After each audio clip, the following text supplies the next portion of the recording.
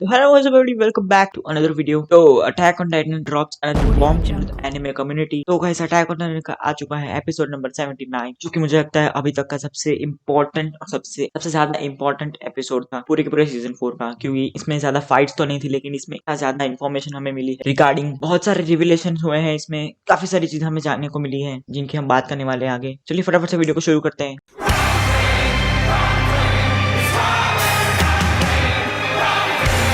सबसे पहले चीज जो कि हमें जानने को मिली इस एपिसोड में वो थी अटैक टाइटन की न्यू पावर्स के बारे में, जो कि है कि अटैक टाइटन जो कि फ्यूचर में देख सकता है। ये हमें अटैक टाइटन की एबिलिटी के बारे में पता चला, जो कि हमें पहले तक नहीं पता था। और ये जो एबिलिटी है जो अटैक टाइटन की, वो मुझे लगता है काफी ज्यादा बड़ा रोल प्ले करने वाली है आगे जाके स्टोरी में, क्योंकि ये काफी सारी चीजें चेंज कर देता है। इसका मतलब ये होता है कि बेसिकली एरन को जो है फ्यूचर में जो भी सारी चीजें होने वाली है के टाइटन से रिलेटेड, वो सारी की सारी चीजें उसको पता है। मतलब सारी की सारी तो नहीं, लेकिन कुछ मेमोरीज वो फ्यूचर में देख सकता है। ये हमें पता चला है अटैक टाइटन की एबिलिटी है। और जैसा कि हमने पहले के एपिसोड में देखा था कि ज़ीक जो है वो एरन को ग्रीशा की मेमोरीज में लेके जाता है, बेसिकली उसको दिखाने के लिए कि कैसे ग्रीशा ने एरन को मैनिपुलेट किया था। और एरन जो भी अभी सारी चीजें कर रहा है वो ग्रीशा की वजह से कर रहा है, क्योंकि ग्रीशा ने उसे मैनिपुलेट किया था। और दिखाते दिखाते हमें ये पता चलता है कि एक्चुअली में ग्रीशा ने तो कुछ किया ही, ग्रीशा ने एरन को मैनिपुलेट नहीं किया था। एरन बचपन से ही ऐसा ही है। और जब ज़ीक ग्रीशा की मेमोरीज जो है वो एरन को दिखा रहा होता है, तब हमें बहुत सारी चीजें पता चलती है, जैसे कि ग्रीशा है वो अपने सारे के सारे एक्शंस के लिए बहुत ज्यादा, बेसिकली उसने जितनी भी सारी चीजें ज़ीक के साथ करी थी वो उन सारी चीजों को वो रिग्रेट करता है, और वो उन सारी चीजों के लिए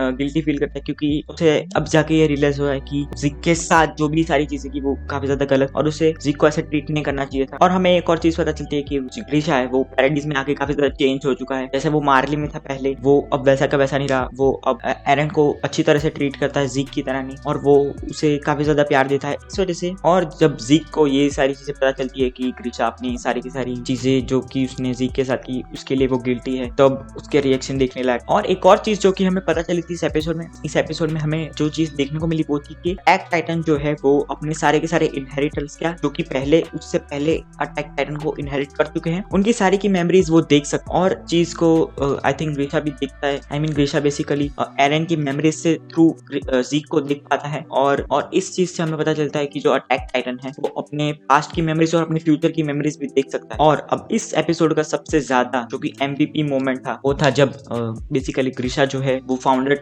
यमीर जो है, जो कि फाउंडर का जो इनहेरिटेंट है, अभी उनके पास जाता है और उन्हें बोलता है कि वो टाइटन्स जो है वो वॉल तोड़ चुके हैं और वो अंदर आ चुके हैं और वो उसकी फैमिली को मार देंगे। तो वो जाके फाउंडिंग टाइटन से रिक्वेस्ट करता है कि वो सबको प्रोटेक्ट करे, लेकिन वो मना कर देती है। और उसे पता है कि वो वहां पर उन लोगों को मारने आया है और फाउंडिंग टाइटन खुद लेने आया है। ग्रीशा जो है वो बच्चों को मार नहीं पाता, क्योंकि वो खुद एक डॉक्टर है, वो लोगों की जान बचाता है, तो वो नहीं मार पाता। लेकिन उसके बाद जो होता है, उसके बाद ये होता है कि एरन जो है वो उसे मैनिपुलेट करता है। वो बेसिकली अपने मेमोरीज से थ्रू उसे बात करता है और उससे बोलता है कि वो यहाँ पे क्या करने आया था, उसका मकसद क्या है, और उसे ये करना ही पड़ेगा, उसे उन सबको मारना ही पड़ेगा। और आखिर में ग्रीशा उसके कंट्रोल में आके सबको मार देता है और वो फाउंडिंग टाइटन को अपने अंदर ले लेता है। और इस मोमेंट पे ज़ीक का रिएक्शन बहुत ज्यादा देखने लायक था, क्योंकि उसे लगता था कि ग्रीशा ने एरन को मैनिपुलेट किया है, लेकिन उस मोमेंट पर एरन ही ग्रीशा को मैनिपुलेट कर रहा होता है और उससे मतलब ये सारी चीजें करवा रहा होता है। और उसके बाद हमें ग्रीशा का एक मोमेंट देखने को मिलता है जब वो ज़ीक को गले लगाता है। मतलब वो बेसिकली एरन की मेमोरी से थ्रू देख रहा है, मतलब एरन की POV से देख रहा है ज़ीक को, तो वो अपने आप को नहीं देख सकता, लेकिन वो ज़ीक को देख, और वो वहाँ पे काफी ज्यादा इमोशनल हो जाता है और ज़ीक भी काफी ज्यादा इमोशनल हो जाता है। वो काफी ज्यादा अच्छा मोमेंट था वहाँ पर। और ज़ीक को भी ये पता चलता है कि उसका जो फादर था वो बिल्कुल भी ऐसा नहीं था जैसा वो उसको सोचता था, जैसा वो उसको मानता था। और आखिर में पता चलता है कि इन सारी